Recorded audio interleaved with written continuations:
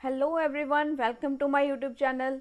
तो आज की हम इस वीडियो में हमारे मौर्यन एम्पायर को आगे कंटिन्यू करेंगे, जिसमें हम अशोका के इंस्क्रिप्शंस को आज समझेंगे। लास्ट लेक्चर में हमने जो हमारे इम्पोर्टेंट किंग्स थे उनको डिस्कस किया, जिसमें हमने चंद्रगुप्त मौर्य, बिंदुसारा और अशोका को हमने पढ़ा था। आज हम अशोका के इंस्क्रिप्शंस को आगे पढ़ेंगे। तो चलिए स्टार्ट करते हैं। तो सबसे पहले ये जो आप मैप देख रहे हो, ये माइनर रॉक एडिक्ट्स का जो मैप है, ये मैंने यहाँ पर आपके लिए पेस्ट किया है, जिससे आप जो है वो इजीली चीज़ों को अंडरस्टैंड कर सकते हो कि ये जो एरियाज़ होंगे, इन एरियाज़ में माइनर रॉक एडिक्ट्स होंगे जिनके ऊपर इंस्क्रिप्शन लिखी हुई है अशोका ने। तो ये सारे रॉक एडिक्ट्स हैं, हमारे माइनर रॉक एडिक्ट्स होंगे। ये सारे माइनर रॉक एडिक्ट्स हैं। नेक्स्ट है हमारे पास ये मैप। इस मैप में आप देख सकते हो, यहाँ पर हमने मेजर रॉक एडिक्ट्स जो हैं यहाँ पर उनके बारे में बात कर रहे हैं, क्योंकि इनके ऊपर भी इंस्क्रिप्शंस जो हैं वो लिखी गई होंगी। जो अशोका ने यहाँ पर इंस्क्रिप्शंस लिखवाई होंगी वो इनके ऊपर लिखी गई हैं। तो ये हमारे अशोका के इंस्क्रिप्शंस के मैप हैं, जिसमें यहाँ पर ये मेजर रॉक एडिक्ट्स के मैप हैं। ये वाला यहाँ ऊपर जो हमने बात की थी वो था माइनर रॉक एडिक्ट। ये माइनर रॉक एडिक्ट है, ये मेजर रॉक एडिक्ट्स हैं।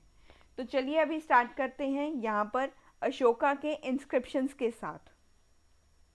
अशोका ने जो है वो बहुत सारे जो है यहाँ पर इंस्क्रिप्शंस को कंस्ट्रक्ट करवाया था, बहुत सारे पिलर्स को यहाँ पर बनवाया, जिनके ऊपर जो कुछ कुछ यहाँ पर लिखवाई गई चीज़ें, कुछ इंस्क्रिप्शंस यहाँ पर लिखवाई गई। ये इंस्क्रिप्शंस जो हैं अशोका की, जो इंस्क्रिप्शंस हैं अशोका इंस्क्रिप्शन। इंस्क्रिप्शन का मतलब होता है इसने कोई ना कोई चीज़ बनवाई, उसके ऊपर जो भी ये चाहता था लिखवाना कि ये चीज़ें जो हैं हम आज चेंज कर रहे हैं। जो भी ये चीज़ें न्यू लॉ लेकर के आता था वो यहाँ पर लिखवाता था। कोई इसने रिलीजियलिस्टिक कोई चीज़ का यहाँ पर प्रमोशन करना है, वो चीज़ का होता था। तो ये सब चीज़ें जो है यहाँ पर इंस्क्रिप्शंस यहाँ पर लिखवाई जाती थी। जो यहाँ के लोग थे, कॉमन पीपल थे, ये उनके लिए लिखवाई जाती थी, ताकि इन दोनों का, कॉमन पीपल और राजा का, एक आपस में कांटेक्ट बन पाए, एक ये आपस से बातचीत कर सकें। इसके लिए इसने इंस्क्रिप्शंस यहाँ पर बनवाई थी। ये इंस्क्रिप्शंस जो हैं वो इसके राइन के ऊपर ही हमें नहीं बताती, हमें अशोका के जो है राज्य कैसा था उसके बारे में ही नहीं बताती, बल्कि ये भी बताती हैं कि इसने जो है वो एक्सटर्नल और इसने जो डोमेस्टिक पॉलिसीज़ थी वो कैसे यहाँ पर बनाई हुई थी। ये जो है इसके राइन के बारे में भी बता रही थी। देखो यहाँ पर हमें इसके राइन के बारे में भी पता चलता था कि अशोका का जो समय था, अशोका की जो, जब राज्य यहाँ पर अशोका ने संभाला तब लोग कैसे रह रहे थे और वहाँ का राज्य कैसा था। तो राइन ऑफ अशोक जो भी ये बता रही है हमें, राइन ऑफ अशोक, अशोका का जो राज्य था वो कैसा था, लोग अच्छे से रह रहे थे या लोग जो है कंडीशंस बहुत ज़्यादा अच्छी नहीं थी, ये सब चीज़ें हमें यहाँ से पता चलती हैं। और हमें क्या पता चलता है कि इसकी एक्सटर्नल और डोमेस्टिक पॉलिसीज़ क्या थी। एक्सटर्नल पॉलिसीज़ क्या थी, जैसे आज हमारे इंडिया की एक्सटर्नल पॉलिसीज़ होती हैं। जैसे इंडिया जो है इंटरनेशनल रिलेशंस के साथ जब डील करता है तो वहाँ पर कुछ पॉलिसीज़ को फॉलो अप करके डील करते हैं हम। इसी तरह से यहाँ पर अशोका भी जब एक्सटर्नल लोगों के साथ, जब इंटरनेशनल रिलेशंस एस्टैब्लिश करते थे, तब एक्सटर्नल पॉलिसीज़ को यहाँ पर डील किया करते थे। तो यहाँ पर एक्सटर्नल और डोमेस्टिक पॉलिसीज़ का मतलब जो यहाँ राज्य के बीच में जो चीज़ें हो रही थी, जैसे हमारे इंटरनल सिक्योरिटी की जो चीज़ें होती हैं, वो हमारी कौन कौन सी हम पॉलिसीज़ को हम फॉलो अप करते हैं। हमें इंटरनली हमारे इंडिया के लिए जो हमारी पॉलिसीज़ इम्पॉर्टेंट होंगी, हमारी पॉलिसीज़ जो अच्छी होंगी, हम उन चीज़ों को फॉलो करते हैं। हमारी गवर्नमेंट जब भी कोई रूल बनाती है वो यहाँ के लोगों को ध्यान में रख कर के कोई भी रूल बनाती है। कोई भी चीज़ यहाँ पर जब भी कोई भी ऑर्डिनेंस बनाया जाए, कोई भी बिल पास किया जाए, कुछ भी हो, तो वो सब चीज़ें जो हैं वो आम आदमी को देख करके, उनके बारे में सोच करके यहाँ पर बनाई जाती हैं। तो यहाँ पर डोमेस्टिक पॉलिसीज़ का भी ध्यान रखा जाता था। यहाँ पर जो इंस्क्रिप्शंस हैं उनसे हमें पता चलता है कि डोमेस्टिक पॉलिसीज़ कैसी रही होंगी अशोका के टाइम। डोमेस्टिक पॉलिसीज़ के बारे में भी हमें यहाँ पर पता चलता है। और इसके जो है अशोका के धम्मा की जो पॉलिसी थी वो क्या थी, उसके बारे में भी इंस्क्रिप्शंस जो हैं वो हमें बताती हैं। इसकी अशोका की धम्मा पॉलिसी के बारे में भी हमें इंस्क्रिप्शंस से ही पता चलता है। धम्मा पॉलिसी, धम्मा पॉलिसी के बारे में भी हमें इन्हीं इंस्क्रिप्शन से हमें ये चीज़ें पता चलती हैं। और इसने अपना एम्पायर कहाँ तक एक्सटेंड किया था, कहाँ तक बढ़ाया था, उसके बारे में हमें पता चलता है। एक्सटेंड कहाँ तक किया, अपने एक्सपैंड कहाँ तक कर लिया था अपने राज्य का, उसके बारे में भी हमें इंस्क्रिप्शन से ही पता चलता है। तो यहाँ पर जो है हमारे पास टोटल, अगर हम यहाँ पर टोटल इंस्क्रिप्शंस की बात करें तो टोटल इंस्क्रिप्शंस हमारे पास प्रेजेंट हैं 33 इंस्क्रिप्शंस। 33 इंस्क्रिप्शंस हमारे पास प्रेजेंट हैं और इनको यहाँ पर क्लासिफाई किया हुआ है। सबसे पहले आते हैं हमारे पास major rock edicts. Major rock edicts यहाँ पर आते हैं हमारे पास। नेक्स्ट है हमारे पास माइनर रॉक एडिक्ट्स। फिर आते हैं हमारे पास सेपरेटेड रॉक एडिक्ट्स।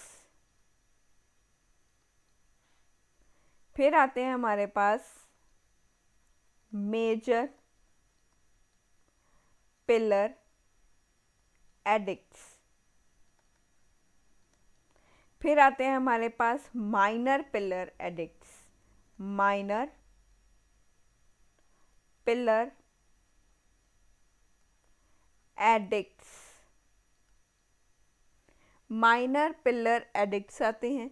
ये हमने जो है वो यहाँ पर क्लासिफिकेशन कर लिया है। हमारे जो भी यहाँ पर इंस्क्रिप्शंस हम पढ़ेंगे, इन इंस्क्रिप्शंस की हमने यहाँ पर क्लासिफिकेशन कर ली है। और यही क्लासिफिकेशन जो है मैंने यहाँ पर आपको पहले ही बता दिया कि ये वो जगहें हैं जहाँ पर मेजर रॉक एडिक्ट्स पाई जाती हैं। यहाँ पर हमने मेजर रॉक एडिक्ट्स का मैंने मैप लगाया है, जिससे आपको इजीली ये चीज़ें जो है वो समझ में आ जाएंगी। तो सबसे पहले यहाँ पर देखते हैं जो हमारे इंस्क्रिप्शंस हैं वो क्या कहते हैं, इंस्क्रिप्शंस को क्यों लिखवाया गया, कौन सी लैंग्वेज में लिखवाया गया, उनको लिखवाने का कारण क्या रहा होगा। उनको लिखवाने का क्या कारण रहा होगा कि एक दिन बैठकर राजा जो अशोक है वो ये सोच रहे हैं कि चलो मैं इंस्क्रिप्शंस को लिखवाता हूँ। आखिर ऐसा उसने क्यों सोचा, आखिर वो ऐसा क्यों सोच रहा था। तो ये सब चीज़ें जब हुई, अब अगर हम देखें उसके राइन के अर्ली हाफ ईयर में, अर्ली हाफ ईयर जो था, अर्ली हाफ जो इसकी लाइफ थी, इसके राइन का जो पहला जो यहाँ पर दशक था, पहला जो है वो अगर हाफ ईयरली बात करें, जैसे आपके कॉलेजेस में होता होगा ना कि आप लोगों का सेमेस्टर सिस्टम है। सेमेस्टर सिस्टम में क्या होता है कि वहाँ पर आपको 6 मंथ का सिलेबस जो है वो आपको दिया जाता है और आप वो लोग पढ़ते हो। उसके बाद क्या होता है, आपका सेकेंड सेमेस्टर आता है, तो आप जो है नेक्स्ट 6 मंथ का जो सिलेबस है उसको पढ़ते हो और उसी में से आपको एग्ज़ाम में आ जाता है। तो इसी तरह से आपका जो है 1 ईयर कॉलेज लाइफ का ख़त्म हो जाता है। जब भी आप कोई भी ग्रेजुएशन कर रहे हो, पोस्ट ग्रेजुएशन कर रहे हो, उसमें आपका यही जो सिस्टम है वो माना जाता है। फर्स्टली क्या होता है, एक सेमेस्टर होता है, उसके बाद सेकंड सेमेस्टर आता है, इससे एक साल कवर अप हो गया। उसके बाद क्या होगा, फिर सेकंड ईयर आएगा जिसमें हम थर्ड सेमेस्टर फोर्थ सेमेस्टर को यहाँ पर काउंट करते हैं। तो ये हमारे सेमेस्टर सिस्टम के अकॉर्डिंग ही है। अगर हम इसकी अर्ली हाफ राइन देखें,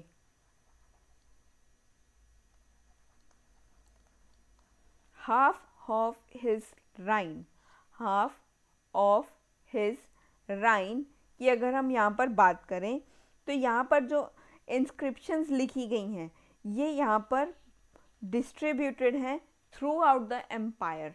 जितना एम्पायर था वो पूरे एम्पायर में डिस्ट्रीब्यूट की गई हैं, कि यहाँ पर भी लिखी देखने को मिल रही थी, यहाँ पर भी देखने को मिल रही थी, यहाँ पर भी देखने को मिल रही थी। ये जो थी ये हमें उन एरियाज़ में देखने को मिली जहाँ पर लोगों का सेटलमेंट था, उन एरियाज़ में देखने को मिली जहाँ पर पब्लिक सेटलमेंट हमें दिखाई दे रहा था, जहाँ पर लोग पहले से मौजूद थे, लोग रह रहे थे। यहाँ पर जो है वो उनका रिहायशी सेंटर्स, यहाँ पर रेजिडेंशियल सेंटर्स थे, पब्लिक सेटलमेंट्स थी यहाँ पर, वहाँ पर हमें देखने को मिल रहा था, जहाँ पर लोग इन्हें ईजीली पढ़ पाएँ इन एडिक्ट्स को। उन एरियाज़ में था जहाँ पर जो लोग थे, जहाँ पर ये लोग जो होंगे वो इन्हें ईजीली यहाँ पर पढ़ पाएँ और इन्हें समझ पाएँ, ईजीली इन्हें पढ़ पाएँ। उसकी वजह से यहाँ पर जो है ये पब्लिक सेटलमेंट्स में यहाँ पर ज़्यादातर हमें देखने को मिलती थी। तो यहाँ पर अगर हम और देखें तो इन सब चीज़ों को माइनर एंड मेजर एडिक्ट्स कहा जाता था, और इन सब को ही माइनर और मेजर एडिक्ट कहा जाता था। माइनर एंड मेजर एडिक्ट इन्हें कहा जाने लगा, क्योंकि ये जो है वो पब्लिकली एरियाज़ में जो है हमारे पास प्रेजेंट थी, जहाँ पर लोग आसानी से इन्हें पढ़ पाएँ, उन जगहों पर लगाई हुई थी। जैसे अगर आज आप देखो तो फिर जो हमारे पोस्टर्स होते हैं, कोई भी अगर चीज़ का ओपनिंग होती है, चाहे कोई फूड कोर्ट खुला हो, चाहे कोई इंस्टीट्यूशन नया खुला हो, चाहे कोई यहाँ पर कोई मेडिकल फैसिलिटी यहाँ पर नई आई हो, कोई हॉस्पिटल नया खुला हो, तो उसके जो पोस्टर्स होंगे वो उन्हीं जगहों पर ज़्यादा मिलेंगे जहाँ पर पब्लिक हमें ज़्यादा दिखाई दे। जैसे कि बस स्टैंड्स के जो एरियाज़ होते हैं वहाँ पर हमें ये पोस्टर्स दिखाई देते हैं, या जो भी हमारी बुक्स के नियर स्टेशनरी की दुकान जहाँ पर होती है। अगर मैं दिल्ली की बात करूँ तो फिर दिल्ली का जो एरिया है, जैसे अगर हम बात करें मुखर्जी नगर जो है, वहाँ पर जो अगर हम देखें तो फिर वहाँ पर पैम्पलेट्स जो है वो लोग वहाँ पर पैम्पलेट्स बेचते हैं। कई इंस्टीट्यूट्स वहाँ पर आते हैं और अपनी प्रमोशन करते हैं। वो वहाँ पर क्यों आ रहे हैं? क्योंकि उनको पता है कि यहाँ पर स्टूडेंट्स ज़्यादा पाए जाएंगे। अगर हम स्टूडेंट्स को अट्रैक्ट करेंगे तभी ये हमारी कोचिंग को ज्वाइन करेंगे और यहाँ पर हमारे पास फ़ीस पे करेंगे, और तभी ये जो है यहाँ पर हमारे इंस्टीट्यूट में आएंगे। यहाँ पर ये एक मेजर कारण भी है, ये मेजर कारण होते हैं। तो ये कारणों की वजह से जहाँ पर पब्लिक इन्वॉल्वमेंट ज़्यादा हो उन्हीं जगहों पर ये चीज़ें हमें देखने को मिलेंगी। ये जो एडिक्ट्स थे ये इसी जगह पर ज़्यादा देखने को मिलते थे जहाँ पर हमारे पास पब्लिक सेटलमेंट्स ज़्यादा हुआ करते थे। जहाँ पर पब्लिक सेटलमेंट ज़्यादा, वहीं पर ये एडिक्ट्स हमें देखने को मिलते थे, क्योंकि इनको पढ़ना बहुत आसान होता था। इनको पढ़ना लोगों के लिए बहुत आसान था। अगर यहाँ बस आ रही है, बस 10 मिनट लेट होगी, आप क्या करोगे? इधर उधर देखने लग जाओगे, या आप कोई भी पोस्टर जो है आप कई बार देखते हो कि कई बार अगर नज़र पड़ जाए तो फिर वहाँ पर हमारी जो है हम पोस्टर कई बार देख भी लेते हैं। वो पैम्पलेट्स जब आप मुखर्जी नगर में जाते हो तो फिर आपको वहाँ पर एक भैया दिखाई दे रहे होंगे, एक नहीं दो नहीं, वहाँ पर कई लोग इस तरह से दिखाई देते होते हैं जो आपको पैम्पलेट्स जो हैं वो डिस्ट्रीब्यूट कर रहे हैं कि यहाँ पर जो है ये मैडम का यहाँ पर आज सेशन चल रहा है, आज ये सर का यहाँ पर सेशन चल रहा है, लाइव डेमो क्लास है, आप ज्वाइन कीजिए। आपको क्या है, वहाँ पर आप जाते हो, एक बार जो है डेमो क्लास देखते हो, डेमो क्लास देखने के बाद आपको अच्छा लगता है तो फिर आप क्या करते हो, वहाँ पर आप अपनी फ़ीस वगैरह पूछते हो। फ़ीस वगैरह पूछने के बाद आप वहाँ पर पेमेंट देते हो और वहाँ से बाहर आ जाते हो। तो ये होती है हमारी, ये चीज़ें होती हैं जो लोगों को अट्रैक्ट करती हैं। इसी तरह से अशोका ने भी इसी तरीके से ये चीज़ों को इम्प्लीमेंट किया, लोगों को अपनी तरफ अट्रैक्ट करने के लिए ईज़ी भाषा में वहाँ पर जो है एक तरह से इंस्क्रिप्शंस को बनाया गया। ये माइनर और मेजर एडिक्ट्स थे, ये माइनर और मेजर एडिक्ट्स थे। अगर हम यहाँ पर बात करें पिलर एडिक्ट्स की, अगर हम यहाँ पर बात करें पिलर एडिक्ट्स की, पिलर एडिक्ट्स की अगर हम बात करें, ये जो है ये लेटर पार्ट ऑफ हिज राइन जो है उसमें हमें दिखाई देता है। ये जो है हमें लेटर पार्ट ऑफ हिज राइन, जैसे हमने हाफ ईयरली की बात की थी, अब नेक्स्ट हाफ ईयर में हमें ये दिखाई देते हैं ऑफ हिज राइन। ये जो यहाँ पर हमें ये दिखाई दे रहे हैं पिलर एडिक्ट्स, ये बहुत ही ज़्यादा वेल पॉलिश्ड सैंडस्टोन से बने हुए हैं। एक ये जो है इनका जो मटेरियल है वो यहाँ पर एक वेल पॉलिश्ड, एक चमकदार पॉलिश्ड सैंडस्टोन, सैंडस्टोन, सैंडस्टोन नाम का एक यहाँ पर मटेरियल अवेलेबल होता है।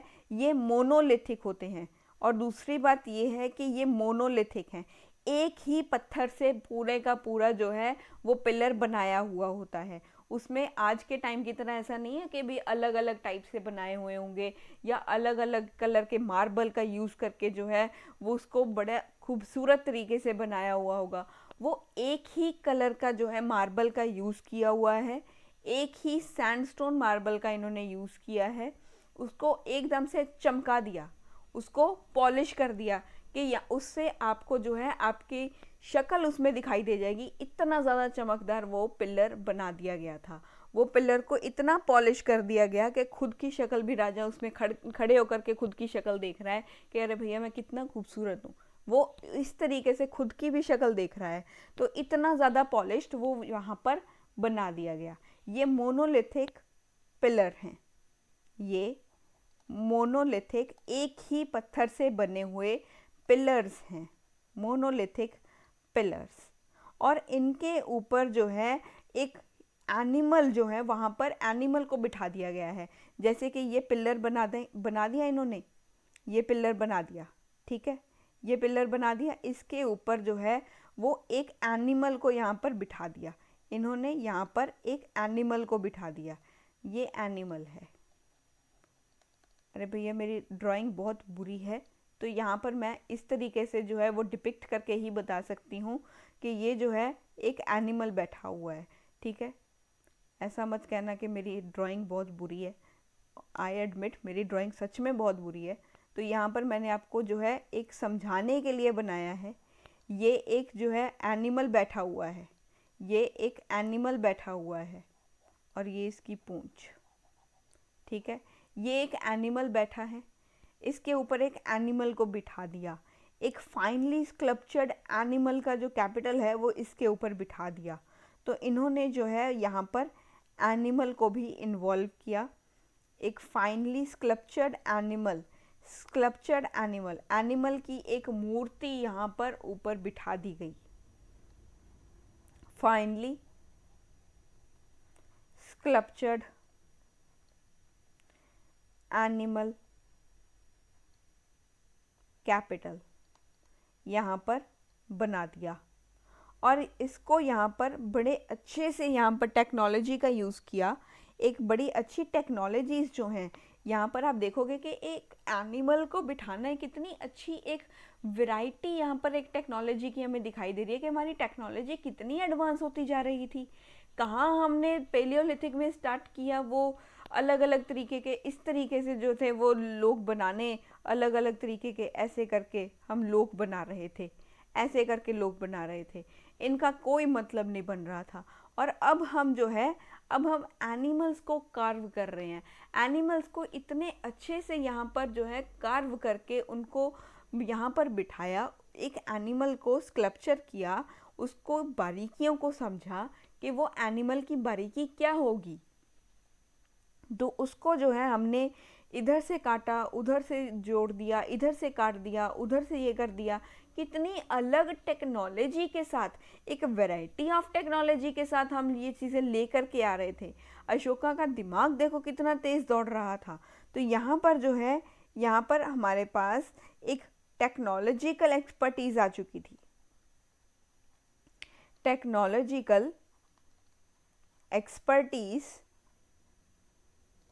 एक्सपर्टीज आ चुकी थी कि हमें कटिंग भी आने लगी थी। हम एनिमल्स को अच्छे से जो है वो फाइनली चीज़ों को देख पा रहे थे कि अच्छा ठीक है, ये एनिमल के यहाँ पर हमें कट देना है, यहाँ पर चीज़ें जो है वो राउंड करनी होंगी।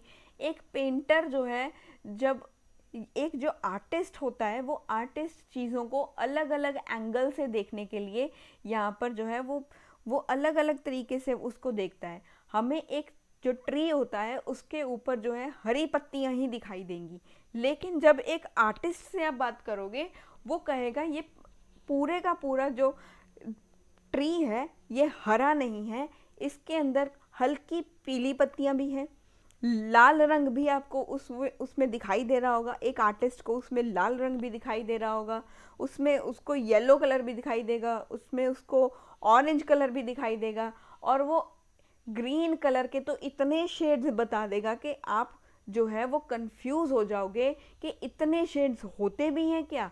कभी भी किसी, ये एक आर्टिस्ट की बात नहीं है, लड़कियों को भी ये जो है होते हैं ना कलर्स के शेड्स, वो बहुत पता होते हैं। वो आपको वैरायटी ऑफ जो है ग्रीन कलर्स की लिस्ट बता देंगी कि ये लाइट ग्रीन है, ये पैरेट ग्रीन है, ये डार्क ग्रीन है, ये जो है वो कौन सा ये पैलेट ग्रीन है कि ये कौन सा ग्रीन है। वो अलग अलग तरीके से आपको जो है वो अलग लिस्ट ही दे देंगे कि ये जो है अलग अलग तरह के ग्रीन कलर्स हैं। तो इसी तरीके से हमारे पास जो थे वो आर्टिस्ट प्रेजेंट थे, जिन्होंने एनिमल्स की, पिलर्स की जो है वो बारीकियों को समझा और उनको यहाँ पर जो है कार्व किया। इनकी जो यहाँ पर कटिंग को देखा, एनग्रेविंग को देखा कि भी हम इसको कैसे काट करके अच्छे से इसको जो है वो यहाँ पर राउंड शेप में दे सकते हैं या इसको कैसा शेप देना है। वो सब चीज़ें इन्होंने यहाँ पर जो है हमारे पास चीज़ें यहाँ पर टेक्नोलॉजी डेवलप कर रही थी। तो यहाँ पर जो हमारे इंस्क्रिप्शंस हैं, इंस्क्रिप्शंस को अलग अलग लैंग्वेजेस में यहाँ पर लिखा गया। अशोका ने अलग अलग जो इंस्क्रिप्शंस थी उनको अलग अलग लैंग्वेज में लिखा। अशोका की जो इंस्क्रिप्शंस थी, अशोका इंस्क्रिप्शंस, ये अलग लैंग्वेजेस का यूज़ करते थे, जैसे कि ब्रह्मी लैंग्वेज का यूज़ करते थे, ये खरोष्टी लैंग्वेज का यूज़ करते थे, खरोष्टी लैंग्वेज, प्राकृत लैंग्वेज,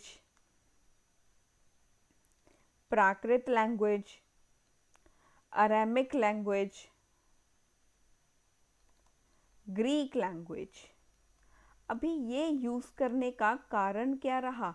इतनी लैंग्वेजेस का यूज़ कर गए, इतनी सारी लैंग्वेजेस क्यों?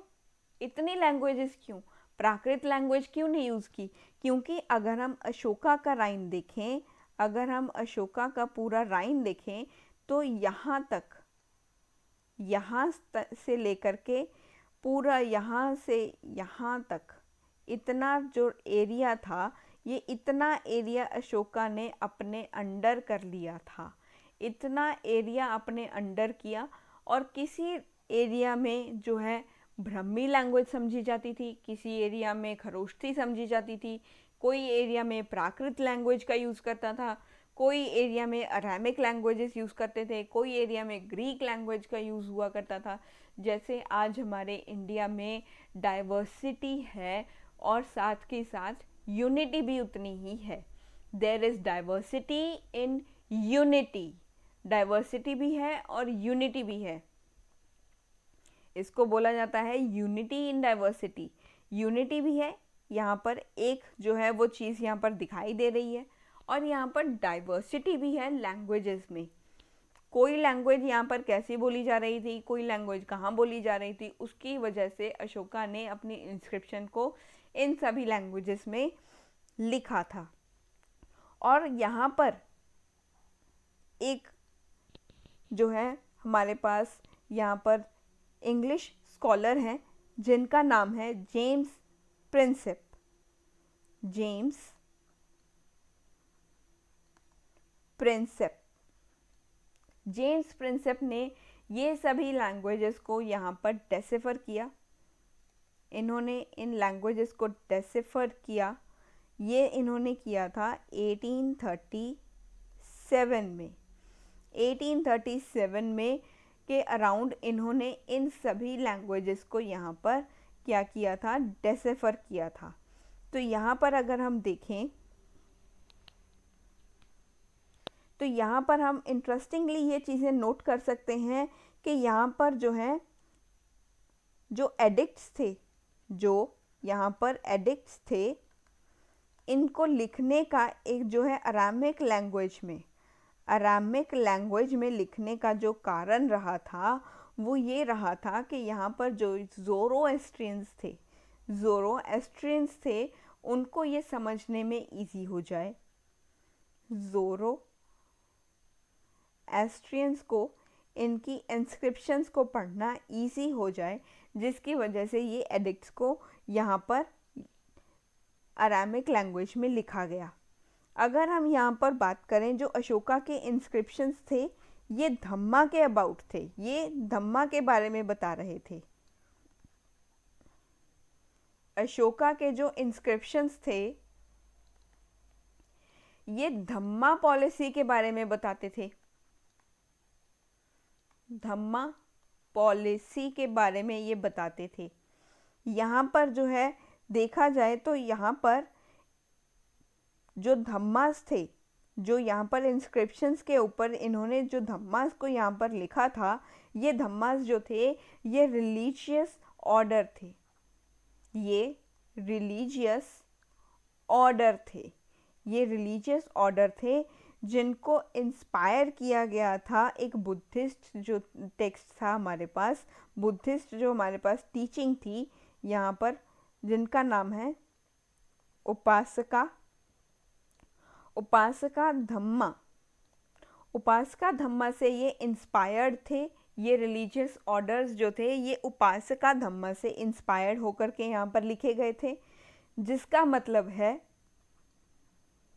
बुद्धास टीचिंग फॉर द लेटी। यहाँ पर लेटी का मतलब होता है समाज के लिए बुद्धा के टीचिंग्स क्या होने चाहिए उनके बारे में ये रिलीजियलिस्टिक ऑर्डर्स यहाँ पर दिए जाते थे। और जो अशोका के जो धम्मास थे ये टीचिंग्स थी जो यहाँ पर ये चीज़ें समझाती थी, जो बुद्धास की टीचिंग्स को ये समझाया करती थी। ये समझाते थे कि there should be non violence. इन्होंने जो है वो जोर दिया, इट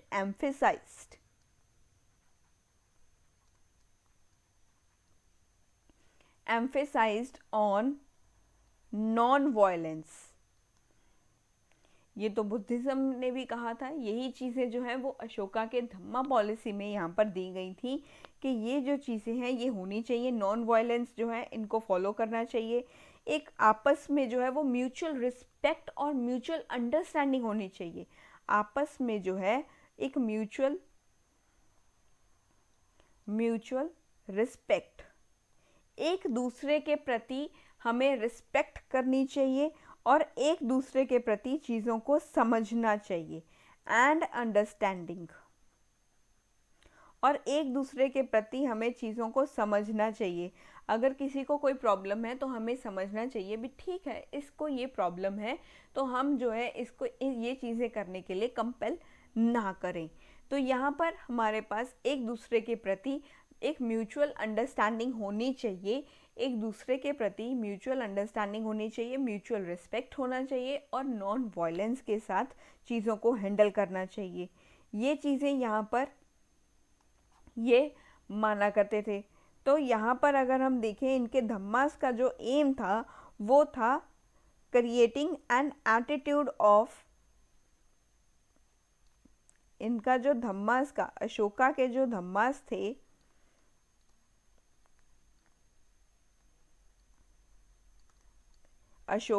धम्मास थे, इनका जो एम था वो था यहाँ पर primacy of ethical behaviour, primacy of ethical, एक एथिकल बिहेवियर होना चाहिए हमारा। ऐसा नहीं है कि बिना शिष्टाचार से हम एक दूसरे को जो है वो ट्रीट करते चले जाएं, एक दूसरे से नफ़रत जो है वो रखें। कुछ हमारी एथिकल वैल्यूज़ होती हैं कि हमें जो है वो सोसाइटी में कैसे रहना चाहिए, सोसाइटी में जो हमारा स्टेटस है वो कैसा होना चाहिए, एक पॉजिटिव एटीट्यूड से हमें चीज़ों को देखना चाहिए। वो चीज़ों से यहाँ पर इन्होंने एम किया था और यहाँ पर जो है इन्होंने इसी चीज़ के ऊपर एम्फेसाइज किया। यही चीज़ें ये अपने जो है इंस्क्रिप्शंस में लिखा करते थे। तो ये कहते थे कि that people to extend respect, consideration, compassion. तो यहाँ पर ये कहते थे कि हर इंसान को रिस्पेक्ट मिलनी चाहिए, हर इंसान को जो है वो रिस्पेक्ट मिलना चाहिए। यहाँ पर हमें जो है स्लेव्स हैं, सर्वेंट्स हैं, उनको भी ऐसे as a menial workers treat नहीं करना चाहिए, उनको भी उतनी ही रिस्पेक्ट देनी चाहिए जितनी हम बाकी लोगों को देते हैं। Either they are doing a menial work, they are doing a menial work, पर वो एक मीनियल वर्क कर क्यों रहे हैं? वो आपके लिए तो काम कर रहे हैं। आपके घर में अगर कोई मेड आकर के काम कर रही है, आप उसको बिल्कुल भी रिस्पेक्ट से बात नहीं करते हो, तो फिर क्या वो अगले दिन आपके घर काम करने आएगी? वो बिल्कुल भी नहीं आएंगी। क्योंकि अगर आप उनको रिस्पेक्ट दोगे, अच्छे से ट्रीट करोगे, तो फिर वो बहुत अच्छे से दिल लगा करके वो जो है वो काम करके जाएंगी और आपको जो है वो कभी शिकायत का मौका नहीं देंगी। तो यहाँ पर जो है कोई भी अगर आपके घर में काम करने आ रहा है या आ रही हैं, मेड हैं, वो चाहे फीमेल हो चाहे वो मेल हो, हमें उनकी रिस्पेक्ट करनी चाहिए क्योंकि वो हमसे एज में बड़े होते हैं। तो यहाँ पर ये अशोका के जो पॉलिसीज़ हैं वो यही दिखाते हैं कि जो है हमें सबके लिए वो रिस्पेक्ट की भावना रखनी चाहिए, चाहे वो हमारे सर्वेंट्स ही क्यों ना हो।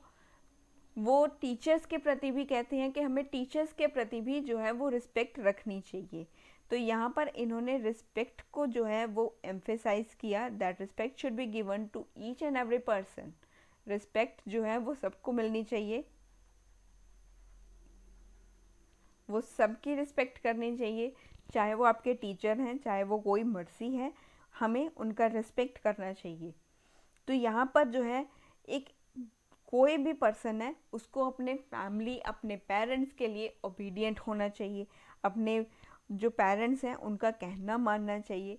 अगर मम्मी पापा ने कुछ बोला है कि ये चीज़ ऐसे नहीं करनी है, तो उनका कोई कारण तो होगा, पीछे कोई कारण होगा। वो आपको गलत चीज़ करने से हमेशा रोकेंगे, टोकेंगे।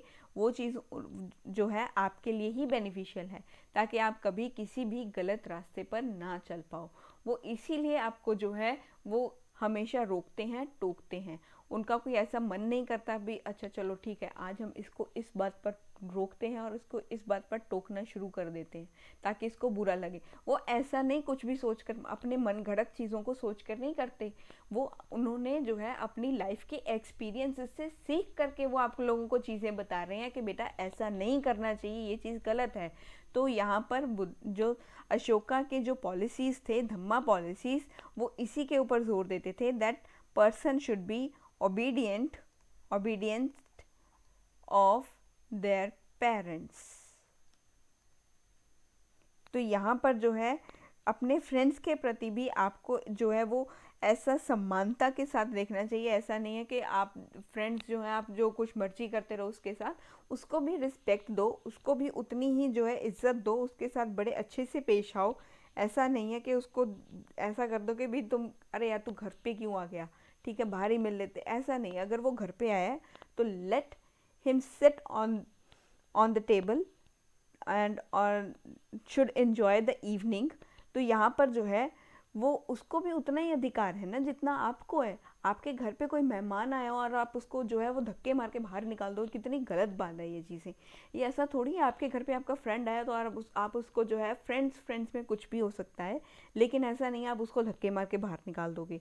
वो उसको इज्जत के साथ उसको बिठाओ, उसको चाय पानी पूछो, वो जेन्योरिसिटी आपके अंदर होनी चाहिए, वो रिस्पेक्ट उसके प्रति आपके अंदर होनी चाहिए, वो कामनेस आपके अंदर होना चाहिए। तो ये सब चीज़ों को जो है उन्होंने यहाँ पर एम्फेसाइज़ किया और उन्होंने यहाँ पर कहा कि जो डोनेशंस हैं वो हमें डोनेशंस, जो ब्राह्मण्स हैं जो और हमारे श्रमण्स होते हैं, इनको डोनेशंस देना चाहिए। डोनेशंस की यहाँ पर बात की है। जितना आप देख सकते हो, ऐसा नहीं है कि आपके जेब में 500 रुपये पड़े हैं और आपने सीधा वही दे दिए, ऐसा नहीं है। जितने आपके अंदर की श्रद्धा है, आप उतना निकालना चाहते हो तो उतना ही आप उनको दे दो, उनको मजाक मत उड़ाओ। अगर नहीं है तो सॉरी बोल करके आगे निकल जाओ, आप उनसे बहसबाजी मत ही करो तो ज़्यादा अच्छी बात है। तो यहाँ पर जो है इन्होंने इन सब चीज़ों को जो है यहाँ पर कंसर्नली इनके बारे में बात की है, कंसर्नली इन सब चीज़ों के बारे में यहाँ पर बात की है। अगर हम बात करें, हमारे पास मेजर जो एडिक्ट्स हैं, मेजर हमारे पास 14 मेजर एडिक्ट्स प्रेजेंट हैं। रॉक एडिक्ट्स हमारे पास जो मेजरली अगर हम बात करें, हमारे पास 14 मेजर रॉक एडिक्ट्स हैं, रॉक एडिक्ट्स हैं। अगर हम बेसिकली, मैं इनके बारे में आपको अगर समझाऊं कि ये बेसिकली है क्या चीज़ें, तो उनके बारे में अगर हम बात करें तो ये चीज़ें होती हैं कि यहाँ पर 14 एडिक्ट्स हैं हमारे पास। वो अलग अलग चीज़ों को यहाँ पर डिपिक्ट करते हैं, अलग अलग इंस्क्रिप्शंस इनके ऊपर लिखी गई हैं, वो अलग अलग यहाँ पर जो मैसेजेस इनके ऊपर लिखे गए हैं, वो हम उसकी एक बार छोटी सी मैं आपको समरी ही बताऊंगी। डिटेलिंग में हम इन 14 मेजर एडिक्ट्स को जो है नेक्स्ट लेक्चर में हमारे कवर अप करेंगे। तो यहाँ पर अगर हम बात करें तो मेजर एडिक्ट्स की मैं आपको शॉर्ट समरी ही एक्सप्लेन करूँगी। डिटेलिंग में हम नेक्स्ट लेक्चर में यहाँ पर डिस्कस करेंगे। 14 मेजर एडिक्ट्स को डिटेलिंग में नेक्स्ट लेक्चर में कवर अप करेंगे। यहाँ आज हम इसे यहाँ इसकी समरी ही डिस्कस करेंगे। तो अगर हम यहाँ पर बात करें तो फिर 14 मेजर रॉक एडिक्ट्स की जो यहाँ पर हमारे पास इनका मैसेज है वो होता है यहाँ पर कि हमें प्रोहिबिशन करना चाहिए, प्रोहिबिशन करना चाहिए एनिमल सेक्रीफाइस से, prohibition of animal sacrifice, animal sacrifice नहीं करना चाहिए। अशोका के जो 14 मेजर एडिक्ट्स के ऊपर जो इंस्क्रिप्शंस लिखी हुई हैं, उनकी समरी है, उनके ऊपर क्या मैसेज लिखा हुआ है वो यहाँ पर मैं आपको समरी में बता रही हूँ। बाकी डिटेलिंग में नेक्स्ट लेक्चर में डिस्कस करेंगे इनको। तो उसमें अगर हम देखें तो वो कहते हैं, अशोका के जो इंस्क्रिप्शंस हैं वो कहते हैं कि हमें एनिमल्स को सेक्रीफाइस नहीं करना चाहिए, चाहे कोई भी रिचुअलिस्टिक हमारे पास चीज़ें हैं, चाहे कोई गैदरिंग्स हैं, कुछ भी हैं, हमें एनिमल की सेक्रीफाइसिंग नहीं करनी चाहिए। तो यहाँ पर जो है रिस्पेक्ट करना चाहिए ब्राह्मण्स का, ब्राह्मण्स और श्रमण्स जो हैं इनका रिस्पेक्ट करना चाहिए। Respect to Brahmans, Brahmans and Shramans. यहाँ पर जो है वो हमारे पास यहाँ पर एक कोर्टसी होनी चाहिए, यहाँ पर शिष्टाचार होना चाहिए रिलेटिव्स के लिए। ऐसा नहीं है मेहमान घर पे आए और आप उनको धक्के मार के बाहर निकाल दो, वही बात हो जाए जो मैंने पहले बताई आपको। अच्छे से पेश आना चाहिए, एक हमारे जो है वो वैल्यूज़ दिखनी चाहिए। जब भी आपके घर पे आपके रिलेटिव्स आते हैं तो ऐसा नहीं है कि आप जो है उनसे उखड़ के बात करो, गुस्से से बात करो, उनसे अच्छे से उनको ट्रीट मत करो। तो ये चीज़ें जो है ये तो हमें हमारे पेरेंट्स भी सिखाते हैं कि ये चीज़ें गलत हैं। जब भी कोई घर पे आए तो उनको जो है वो अच्छे से उनको प्रणाम करना चाहिए। हमारे जो वैल्यूज़ हैं, जो हमारे संस्कार हमारे पेरेंट्स ने हमें दिए हैं, वो वहाँ पर दिखने चाहिए कि भी अच्छा इनके पेरेंट्स ने इतने अच्छे संस्कार दिए हैं, अरे क्या बात है, ताकि वो आपकी जो है वो वाहवाही करें। 4 लोगों के बीच में खड़े होकर के जो है वो एक रिस्पेक्ट आपको मिले, वो रिस्पेक्ट कमानी बहुत मुश्किल होती है। तो वो चीज़ें जो हैं वो आप जो है वो यहाँ पर अपनी मॉरल वैल्यूज़ को शो कीजिए, यहाँ पर जो है अपनी मॉरल वैल्यूज़ को दिखाइए। रिलेटिव्स आ जाएं उनको कर्टसली यहाँ पर ट्रीट कीजिए, एक शिष्टाचार के साथ यहाँ पर ट्रीट कीजिए। कर्टसी का मतलब होता है शिष्टाचार। तो कर्टसी टू रिलेटिव्स, एल्डर्स, हमारे जो बड़े बुजुर्ग हैं उनकी यहाँ पर हमें जो है वो रिस्पेक्ट करनी चाहिए। ऐसा नहीं है कि हम उनको मुंह पर ही कुछ ना कुछ गलत बोल करके यहाँ पर आ जाएं और उनके जो है वो दिल को ठेस पहुँच जाए। तो उनको गलत नहीं बोलना चाहिए ताकि जो है उनको कभी ऐसा फील हो कि अरे भाई हमने कहाँ इस बच्चे को बुला लिया, अगर अच्छा होता इससे तो अगर हम इससे बात ही ना करते। कोई आपके प्रति ये बात कहे, कोई आपके जो है वो मॉरल वैल्यूज़ को देखे और वो ये कहे कि वाह, क्या बच्चे के संस्कार यहाँ पर दिखाई दे रहे हैं, क्या माँ बाप ने इतने अच्छे संस्कार दिए हैं इनको। वो इस तरीके से आपके प्रति जो है वो यहाँ पर चार लोगों के बीच में खड़े होकर के आपकी तारीफ करें, ना कि आपके बारे में कुछ बुरा भला कहें। तो ऐसे चीज़ों को यहाँ पर जो है वो इन इंस्क्रिप्शंस के ऊपर लिखा गया था। तो यहाँ पर जो है इन्होंने यही बताया कि कोई भी व्यक्ति इनके जो यहाँ पर राइन में रह रहा था, इनके जो यहाँ पर इनके राज्य में जो भी व्यक्ति रह रहे थे, उनको रिलीजियस टॉलरेंस का यहाँ पर पूरा अधिकार था। वो कोई भी रिलीजन को अपना सकते थे, चाहे वो यहाँ पर बुद्धिज़्म को अपनाएं, चाहे वो जैनिज़्म को अपनाएं, चाहे वो ब्रह्मानिज़्म को अपनाएं, उनकी अपनी इच्छा थी। यहाँ पर किसी के ऊपर कोई भी बंदिश नहीं लगी हुई थी। यहाँ पर इन्होंने कहा कि हमारे यहाँ पर कोई भी व्यक्ति किसी भी धर्म को अपना सकता है। Need for tolerance among all religion, all religious sects. कोई भी सेक्ट को आप फॉलो करो, कोई भी दिक्कत नहीं होगी, किसी को भी कोई दिक्कत नहीं होगी। यहाँ तक कि अशोका को भी कोई दिक्कत नहीं थी। जैनिज्म को फॉलो करना है, आराम से करो। आपने शवाइट को फॉलो करना है, आराम से फॉलो करो। वैश्वनाइट बनना है, आराम से फॉलो करो, कोई दिक्कत ही नहीं है। यहाँ पर आप किसी भी सेक्ट को फॉलो करो, यहाँ पर अशोका को कोई भी फ़र्क नहीं पड़ता था। वो कहते थे बस आपस में जो है वो प्यार से रहो, यहाँ पर किसी से भी लड़ाई झगड़ा मत करना।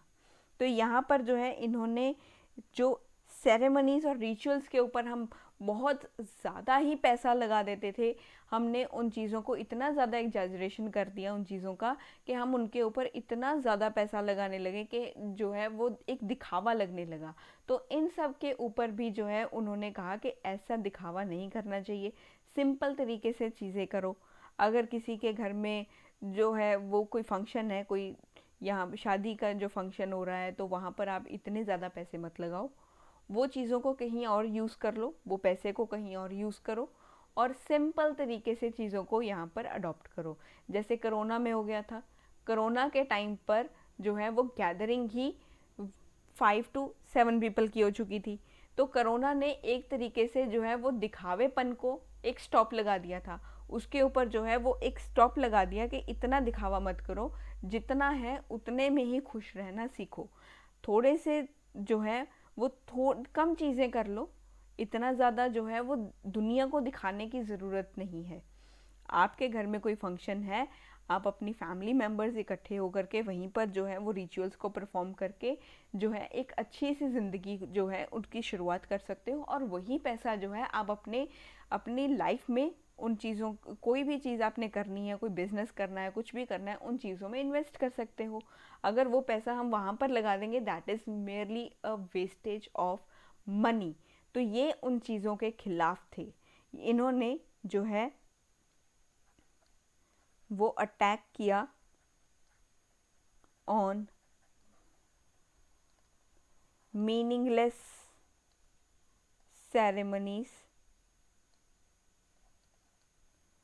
ceremonies and rituals। और इन्होंने कहा कि धम्मा के अकॉर्डिंग ही चीज़ों को करो, वॉर्ड्स के अकॉर्डिंग नहीं। वॉर्ड्स के ये बिल्कुल ही खिलाफ थे, ये कहते थे वॉर्स तो होनी ही नहीं चाहिए।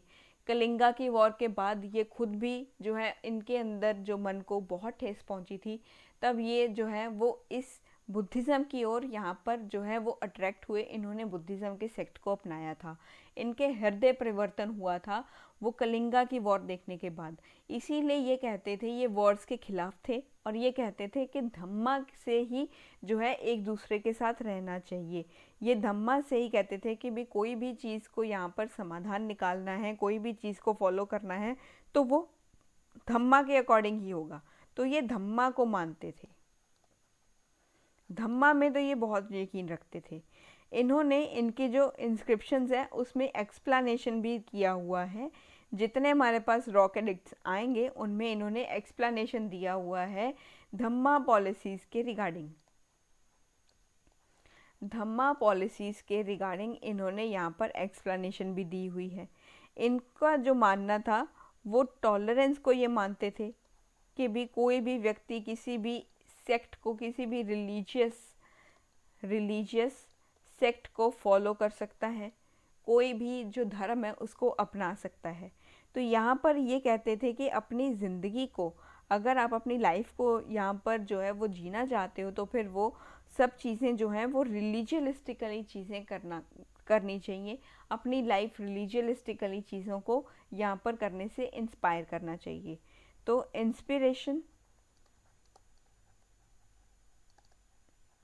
Inspiration to spend religious life. तो ये रिलीजियस लाइफ की ओर जाने से यहाँ पर ये ध्यान देते थे। तो ये कुछ समरी है जो हमने यहाँ पर डिस्कस की है मेजर रॉक एडिक्ट्स के बारे में। डिटेलिंग में हम नेक्स्ट लेक्चर में पढ़ेंगे। यहाँ तक आपको समझ में आ गया होगा जो हमने इंस्क्रिप्शंस को यहाँ पर स्टार्ट किया। मिलते हैं आप नेक्स्ट वीडियो में जहाँ पर हम मेजर रॉक एडिक्ट्स को डिटेलिंग के साथ डिस्कस करेंगे। तब तक के लिए आप बने रहिए मेरे साथ एंशिएंट हिस्ट्री की इस सीरीज़ में। अगर आपको ये वीडियो अच्छी लगी हो तो शेयर ज़रूर करना और चैनल को सब्सक्राइब ज़रूर कर देना। And thank you for watching this video. Thank you for keep supporting me and thanks you once again.